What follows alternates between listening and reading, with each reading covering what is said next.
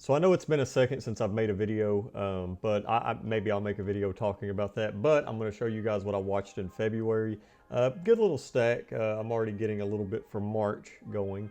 But let's go ahead and start. So first up, Ken Russell's The Devils.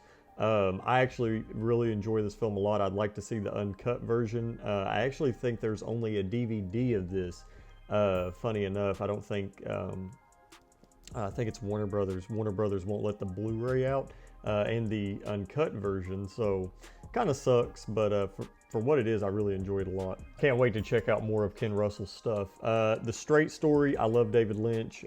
Sucks. I would like to see this get a Criterion, but I think it's perfect. I mean, all of David Lynch's films get a Criterion eventually, so I'm hoping that this one does. I think this and Wild at Heart are the only two that don't have one. Well, Dune as well, but he kind of disowned that film. But yeah, if you haven't seen Straight Story, very good, very good. And Sister Brothers. Now, this is actually like a library DVD that I bought. I actually ordered the Arrow 4K, but I thought I would just, you know, pop out the... Just thought I'd pop out the DVD. This was a movie that my wife really wanted me to watch, and I've never seen this film. The first time I watched it was like a week ago, a couple days ago, but this was one that she suggested, and that is IRobot with Will Smith. I enjoyed it for what it was. I didn't think it was bad. I didn't think it was the greatest thing ever, but yeah, I mean, it was fun. This might be a little controversial. I'm still sort of catching up on movies from last year. I don't have many left. I think next week I have Women Talking. Well, actually in a few days. But Empire of Light from Sam Mendes. This is my favorite film of last year so far. I think this is like the ultimate comfort movie. Definitely comforted me. Like, it just... I love this film. I love the atmosphere. You know, I really enjoyed the characters. Olivia Colman is one of my favorite actresses working today. Just wow, it was just such a good movie. I hate that this film got a lot of slack, a lot of smack, or what have you. But come on, Sam Mendes. Starting my Andrei Zulawski journey, and that's Cosmos. I watched Cosmos. I'm going to be watching a majority of his filmography, like 12 of the 13 of his films, and I'm going to do a ranking of his films. You're probably wondering why am I not going to watch, you know, the one that I'm missing out on, which I think is Fidelity. Just kind of can't find it, and I'm not really too interested in it. But this was fun. I mean, it was a good movie. It was very uncanny, very quirky. Very much so shot kind of like a soap opera in a way. It kind of looked like one. I'm not sure if that was intentional. It might be, but I really do enjoy Andrei Zulawski, and I can't wait to check out more of his films. This was actually the last film that he made before he passed away, but I'm not going to comment on it. I'll do that in the ranking. So this next film, I saw on Instagram, this person that I was following, he posted a bunch of found footage films that he liked, and there was a screen grab that really caught my eye, caught my attention, and I asked him what the film was, and he said it was Butterfly Kisses. So I ended up buying this film, and this was good. This film was actually really good. This is one of the better found footage films that I've seen. If you guys don't know this about me, I love found footage movies. I think if found footage is done right, it can be very effective. I think I don't want to say it's the most important genre or subgenre or whatever in filmmaking, but I think it's one of the most important genres in filmmaking, found footage, because like I said, when used the right way, very effective. This film is dark, especially if you look up what happened to the director. I believe he, well, I don't want to say what he did, but it's sad. But I enjoyed this film a lot. Very good. One of the best found footage films I've seen personally. I'm also going to make a video about found footage films. I ended up watching, I think it's The Conspiracy. I watched it on Tubi. I was looking for the physical media copy, and it was like $50, and I was like, I'm not going to spend that much money on that. But that one was good too. Speaking of found footage, this is one of the oldest found footage films that you can watch, besides Cannibal Holocaust, I believe, and that is the McPherson tape. This was okay. It wasn't anything too special to me. You know, it's cool to sort of see authentic 80s, but you know, 63 minutes, you know, the film's not asking for a lot, but it was still, I don't know, I had a rough time with it. I was kind of up and down with it, but still, I mean, if you wanted to check it out, if you're a big fan of found footage, I would say this is almost essential, just because, you know, it being one of the first ones. Cannibal Holocaust is a found footage film, but when I think there's different you know, there's different types of found footage, and this really does scream found footage. The Fablemans, I got the Blu-ray for this. This film was great. You know, it's not my favorite Steven Spielberg film, but I enjoyed it for what it was. Next of Kin. Now, this was one that I heard a lot of people say good things about. I saw somewhere it was compared to The Shining, like an Australian Shining. I'm not gonna lie, I had a hard time with this. I did not really enjoy this film as much as I wanted to. Not to say that you might like it. You know, I don't want to say you won't enjoy it, but for me, I had a hard time with it. Don't see myself revisiting it for a while. I usually love Australian films. One film that I watched not long ago was Walkabout, which I really enjoyed that one. Wild at Heart, my wife and I watched this for Valentine's Day. I really hope that Criterion releases this. I think it could use a transfer, but yeah, I love Wild at Heart. Possum. It's Possum. It's a funny name. So this film is not about possums. It's actually about this puppet. And this was actually filmed, I believe this was actually shot on, I think it was 35 millimeter film. I don't know if it was 16 or 35 millimeter film. Pretty sure it was 35 millimeter. But this is a British horror film. I think this is actually no, I don't think this is from the BFI. This is Bulldog Film Distribution. But yeah, this one was, I had a fun time with it. It was good. It was kind of creepy at times, but you know, it is what it is. It's a lower budget film. But if you are into those sort of uncanny, sort of different films, this is definitely worth the watch for sure. You know, I was pleasantly surprised. Strange Vice of Mrs. Ward. I'm gonna say Ward. Ward. No. I watched this actually right after I saw the Outwaters with one of my friends. I enjoyed it. I like giallo films. I haven't had a chance to watch too many Sergio Martino films, but that's going to change like soon. Just Before Dawn, I enjoyed the first half of this film a lot, like a lot. This film is really good, really, really, really good. I would definitely recommend watching this if you like slasher films.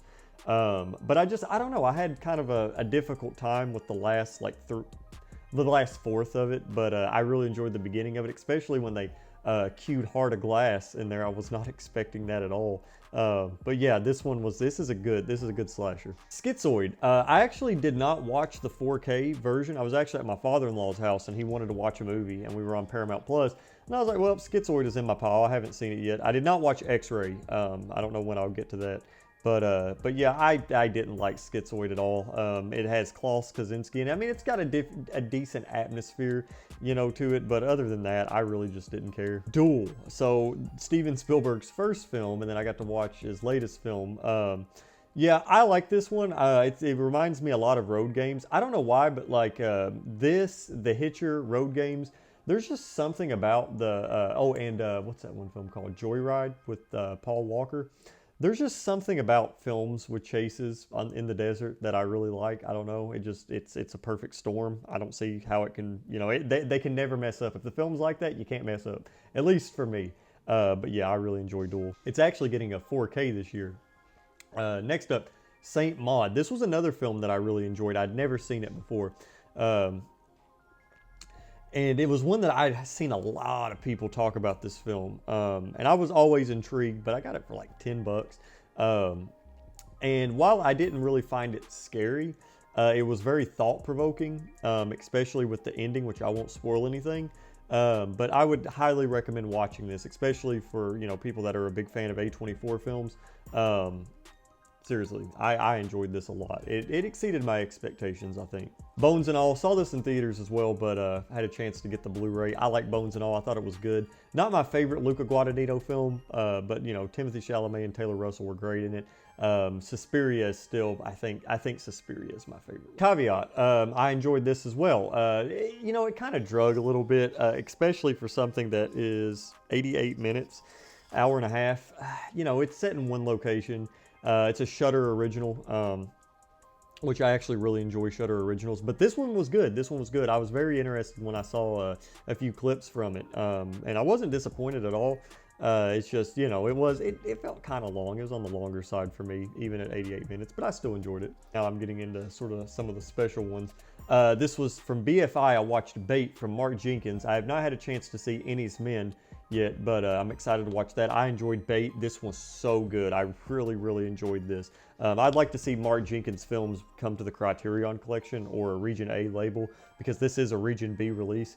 But yeah, Bait was really good. It's filmed in 16 millimeter, and then the audio was sort of dubbed over. So it's kind of like they filmed a silent film and then the audio just went over it. And it sort of adds this really sort of, I don't want to say it's bland, because it's not bland. It's definitely a stylistic choice. But yeah, and it works really well. And I'm so excited to watch Ennie's Men. But yeah, definitely check out Bait if you get a chance. Decision to Leave, Park Chan-wook. I really like this film, and I know this might be sort of controversial. I'm going to make a Park Chan-wook sort of ranking video, but I hope this doesn't spoil anything. But so far, this is probably my favorite Park Chan-wook film. I thought this film was really, really, really good. It exceeded my expectations a lot, and I cannot believe it didn't get a Academy Award nomination for Best Foreign Language Film. I really cannot believe that. Just really shocking to me. But yeah, this was so good. Highly, highly recommend it. Gene Dillman, I'm not going to talk about this. My last video, I actually talked about this film. This is Sight and Sound's #1 film of all time. But yeah, if you guys want to hear my opinions on it, check out my latest video, which actually did pretty well for the last 2 weeks. Thank you guys for that. I really appreciate it. 24 Frames from Abbas Kiarostami. You got to be in a certain mood to watch this, but it was good. You know, I mean, it was. I don't think Abbas Kiarostami actually had a chance to finish it himself, but still, it was. I enjoyed it. Like I said, you got to be in a certain type of mood to sit in it for almost 2 hours, just watching moving paintings, which I guess that's what, well, no, movies are moving pictures, but this is a moving painting. Bergman Island, this one was actually really good too. This film, and I don't want to talk about it too much, I don't want to spoil it. I would definitely, even if you've only seen a handful of Bergman films, I would still recommend watching this, because it goes places that I didn't expect it to go. And it definitely sort of takes sort of a mid-movie twist that I could really appreciate. And I like this film. I really enjoyed it a lot. Very worthy being in the Criterion Collection. But yeah, I would definitely recommend this film a lot. Tim Roth is great in this. That's embarrassing. It's Vicky Krieps, which I knew I got that wrong, but she's got another movie too called, crap, I can't even think of it off the top of my head. She's giving the middle finger. And last but certainly not least, Session 9. Now, I actually really enjoyed this film, but I really wanted to upgrade the DVD. So I ended up getting the Second Sight Blu-ray, which I've actually become very attached to these Second Sight releases, and I'm starting to think that Second Sight is probably my favorite boutique label out at the moment. I have Dawn of the Dead, Lake Mungo, which is actually out of print, The Guest, Boiling Point. I pre-ordered Martin, Picnic at Hanging Rock, Texas Chainsaw Massacre. I really, really love Second Sight. And also I heard they're doing one for Frontiers soon, which is really exciting, and High Tension, which I probably won't get the High Tension one, just because I do have the Blu-ray for that film. But Session 9, this film's good. This film's really good. I would highly recommend it if you've not seen it, and I would recommend picking up the Second Sight release. I can't confirm if it's Blu-ray, or not Blu-ray. I can't confirm if it's Region A or not. But I've heard that it is region free, and it did say region free on Amazon. So I guess buy at your own will. But yeah, that's what I watched in February. Sorry it took me so long to get a video out. It might be a little bit normal from here on out. You know, like I'm still going to try to get videos out as much as I can.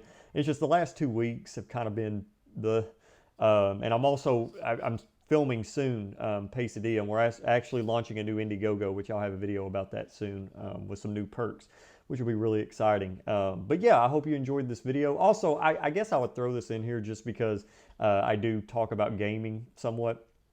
I've been playing some games, PSVR 2, Horizon, Call of the Mountain, Atomic Heart. I got to the end of it and just watched the walkthrough. I did not like that final boss battle. Not the biggest fan of Atomic Heart, but Dead Space Remake was really good, and I'm playing Hogwarts Legacy, and that's pretty fun. But anyway, guys, I hope you enjoyed this video. If you did, leave a thumbs up and maybe subscribe. Hope you guys are staying safe out there, and I'll see you guys next time.